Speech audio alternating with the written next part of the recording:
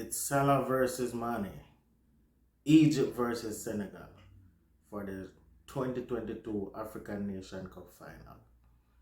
Well, at least that's what the organizers will be hoping to see happen, and the rest of the world watching.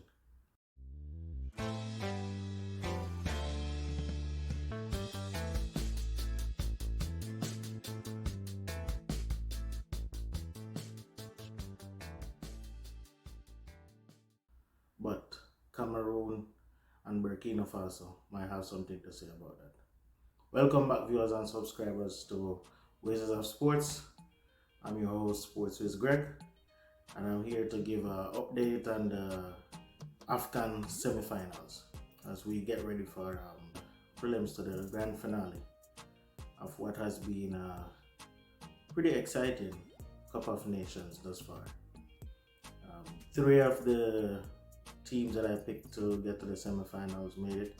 I actually picked 5 teams. So I have Mali, Egypt, Algeria, Senegal, and Cameroon. 4 from that 5, I have to make it to the semifinals. Just kind of hedged my bet, but I wasn't quite sure which 4 of the 5 to go with, so I ended up with 5. Unfortunately, Mali and Algeria disappointed. Algeria especially, because they were pre-tournament favorites, but they got knocked out in the group stages. Mali in the first phase of the knockouts. So out of my picks, Egypt, Senegal, and Cameroon made it through to the semifinals, with the Burkinabes being a surprise semifinalists. But they have a lot of quality in their squad, and their semifinal, they will be playing the first semifinal versus Senegal. They are, undoubtedly the underdogs in that game, but like I said, they have a lot of quality in their squad. Players that we're not too familiar with if you don't watch a lot of the leagues outside of the top 5 European leagues. You won't know some of these players, but 2 that most people will know is Bertrand Traore of Aston Villa and Tapsoba. He's a defender with Bayern Leverkusen. So those are the 2 names that will stand out if you watch around the leagues. But they have a very formidable squad, like I said, and they didn't get this far by a fluke. They did play good team football to get this far. So they go up against a very strong Senegal team, a team that hasn't really clicked to their next gear yet, but has been able to get the job done and get to the semifinals, based on just grit and hard work. But we haven't really seen their quality shown thus far in this tournament.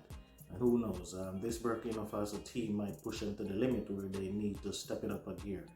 But Mane has had some good moments.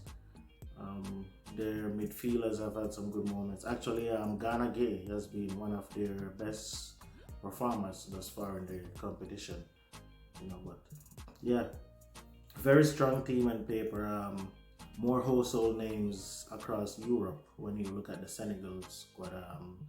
Players like their goalkeeper Mendy, Koulibaly in their defense, Diallo from PSG in their defense as well, Papa Gueye from Marseille, Idris Gana Gueye from PSG. You got people like Mane and Ismail Sarr from the Premier League. So they're pretty loaded with familiar names, and they are expected to they're the favorites to win that game.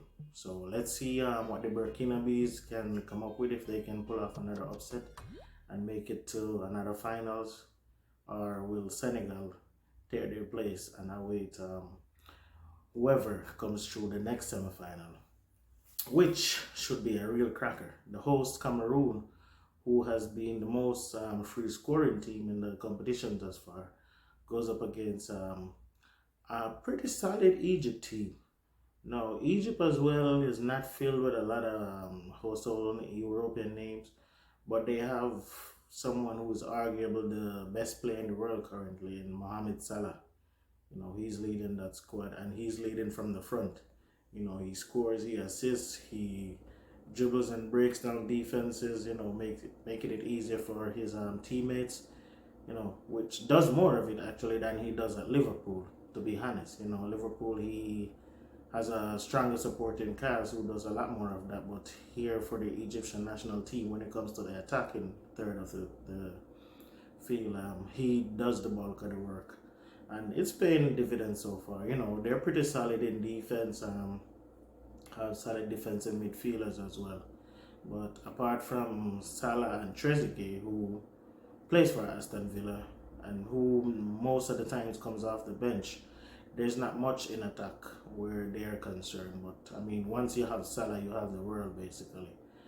So as far as the Cameroonian team, they're what you would call top-heavy team, are pretty loaded up front with the likes of Ekambe, Abubakar, and Choupo-Moting.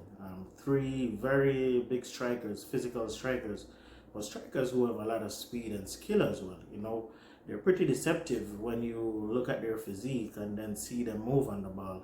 It can fool you into thinking, they're just the old school number 9 who just sits around the box and is there for headers or tap ins. But these are guys that can pick up the ball and dribble at you and dribble at pace. So pretty powerful front line they have some decent midfielders as well. Anguissa from I think Napoli, and Clifton NG. I think he's I don't know if he's still at Marseille, but I know he's formerly of Tottenham.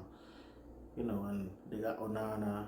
So they have a pretty solid squad as well, Cameroon, and of course they are the hosts, and they will be planning to spoil this party of Senegal versus Egypt or Mane Salah finals, which I know a lot of people across Europe mainly and the rest of the world are wanting to see. But let's see if Cameroon allows that to happen, or if they will have a say. I think, to be honest, I feel like it's gonna be a Cameroon-Senegal final. I think Cameroon has what it takes. They have the pieces. Their team is clicking. They're getting the job done. Pretty solid in defense, and like I said, their strikers know how to score. So let's see what happens with that. But yeah, semifinals Wednesday and Thursday, and the grand finale the weekend Sunday. Hopefully there will be a Cameroon final, but let's watch and see, and hopefully the rest of it is just as good or even more entertaining than the Nations Cup have been thus far. Because I mean, they have been a few disappointments, but not enough time to go over those right now. Some refereeing blunders. I think that's probably the saddest part of it so far, is the refereeing in some games, especially the early round games. But they have gotten it sorted out towards the knockouts, and I guess some of those referees have probably been sent home or just not given the more high profile games anymore. But apart from that, it's been a very good tournament. Thumbs up to Cameroon and the way they have hosted it. Thumbs up to the smaller nations, actually, the minnows of African football, are the no-name teams of African football. They have really come out and made it a spectacle. You haven't seen any teams getting dropped. I think the biggest margin of defeat was, there was a 4-1 or 4-0 game. I don't remember who it was, but and it wasn't like they were completely outclassed and outplayed on the day. It just wasn't their day in that game. So thumbs up and kudos to the so-called minnows of African football. They really made it a good tournament to watch. Easy on the eye. It wasn't just attack against defense or just teams just kicking the ball upfield and chasing it. You had teams like Equatorial Guinea, Guinea-Bissau, Gambia, Sierra Leone. There were some standout players that I think teams in Europe will be paying attention to now, or will be looking at. If not this window, more than likely in the summer. So once again, good tournament so far, and we look forward to the semifinals and the finals. Go Cameroon, go Senegal. Whoever it is that makes it there, I'll be watching and enjoying the spectacle. Once again, thanks for watching. Please continue to like, share, subscribe. Have a blessed day. Peace.